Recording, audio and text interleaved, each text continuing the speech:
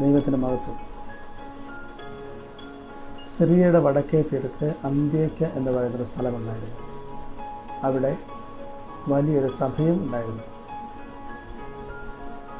ആദിമകാലത്ത് പല ക്രിസ്ത്യാനികളും ഉൾപ്പെടുന്ന വലിയൊരു സഭ, ജാതികളുടെ ആദ്യത്തെ സഭ.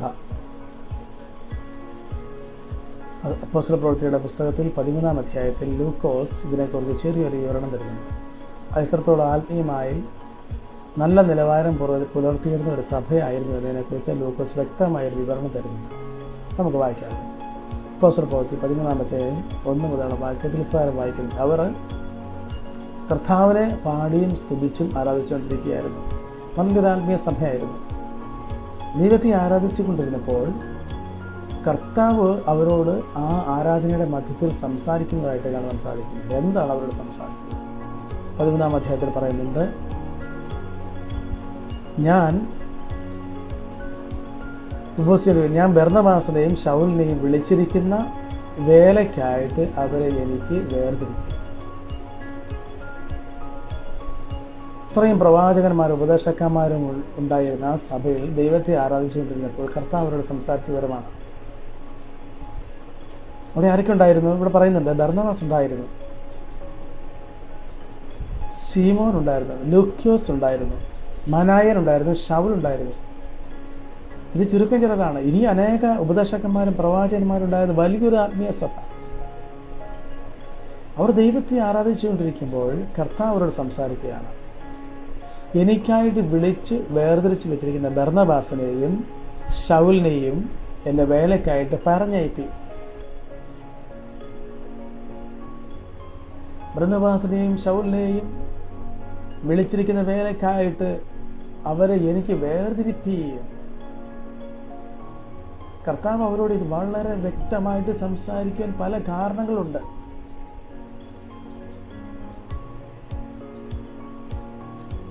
അവർ ആത്മീയരായിരുന്നു. അവർ വചനത്തിൻ്റെ ജനമായിരുന്നു. അവർ വചനം പഠിക്കുന്ന ജനമായിരുന്നു. അവർ വൃഥാ സമയം കളയുന്നവരായിരുന്നില്ല. കർത്താവിൻ്റെ വചനത്തിൽ കൂടി പറയുന്ന കാര്യങ്ങൾ ശരിയോ തെറ്റോ എന്ന് ആധികാരികമായി ആത്മീയമായി തന്നെ അവർ പഠിച്ചുകൊണ്ടിരിക്കുന്ന വചനത്തിൻ്റെ ജനമായിരുന്നു.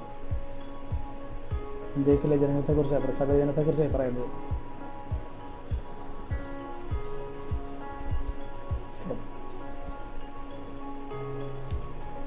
നമ്മൾ വചനം വായിക്കുന്നുണ്ടോ, പഠിക്കുന്നുണ്ടോ? വചനം വായിച്ചിട്ട് ഒരു നോവൽ വായിക്കുന്ന പോലെ അതൊക്കെ നമ്മൾ തള്ളിക്കളയുകയാണ്, പഠിക്കുന്നില്ല.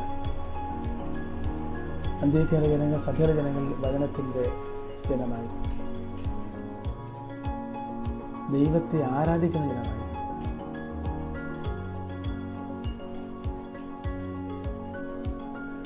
ഇപ്പോഴെവിടെയാണ് നമുക്ക് ദൈവത്തെ ആരാധിക്കാൻ സമയമുള്ളത്? വചനം പഠിച്ചു കഴിയുമ്പോൾ, വചനത്തിൻ്റെ ജനമായി മാറുമ്പോൾ സ്വമേധയാ നമുക്ക് ആരാധന വരും.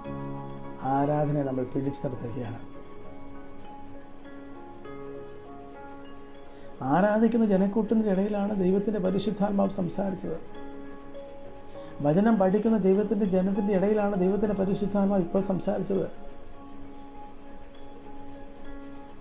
മാത്രമാണോ?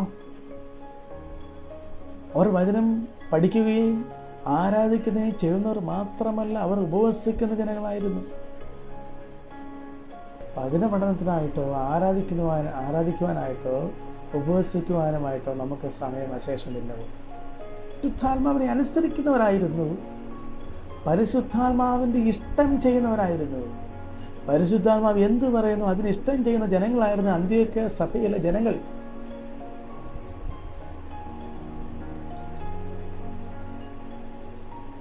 ഇന്ന് അനേകർ പരിശുദ്ധാത്മാവിനോട് സംസാരിക്കണമെന്ന് കരഞ്ഞ് വിലപിക്കുകയാണ്. പ്രിയമുള്ളവരെ, നമ്മുടെ ജീവിതത്തിൽ പ്രാർത്ഥനയുണ്ടോ?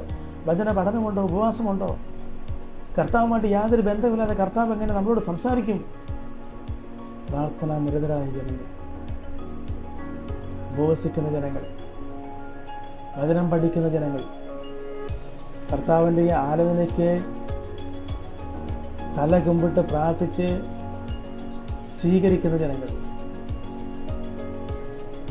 ഇന്ന് ഈ വചനം കേൾക്കുമ്പോൾ പ്രിയമുള്ളവരെ, നമ്മുടെ ജീവിതത്തിൽ വചന പഠനം ആവശ്യമാണ്, പ്രാർത്ഥനാ ജീവിതം ആവശ്യമാണ്, ഉപവാസം ആവശ്യമാണ്, പരിശുദ്ധാത്മാവ് എന്ത് പറയുന്നു അത് കേൾക്കാനുള്ള തയ്യാറെടുപ്പ് നമുക്ക് ആവശ്യമാണ്, അർപ്പണ മനോഭാവം നമുക്ക് ആവശ്യമാണ്.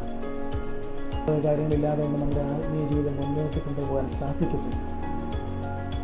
ഇന്നെ കേൾക്കുമ്പോൾ നമുക്ക് ഒത്തൊരുമിച്ച് അതിന് പഠനത്തിനായിട്ടും പ്രാർത്ഥനയ്ക്കായിട്ടും ഉപവാസത്തിനായിട്ടും സമയം വേർതിരിച്ചുകൊണ്ട് നമ്മുടെ ആത്മീയ നിലവാരം വർദ്ധിപ്പിക്കുകയും കർത്താവിൻ്റെ തീരുമാനമനുസരിച്ച് വിളിച്ച് വേർതിരിച്ച് ഇറങ്ങിപ്പോകുവാൻ നമ്മെ തന്നെ പൂർണ്ണമായി സമർപ്പിക്കുവാൻ ദൈവനാമത്തിൽ അറിയിച്ചുകൊണ്ട് എൻ്റെ വാക്കുകളിൽ നിന്ന് വിരമിച്ചുകൊള്ളുന്നു. ദൈവം തന്നെ ധാരാളമായിട്ട് ഈ വചനത്താൽ അനുഗ്രഹിക്കുമാറാകട്ടെ.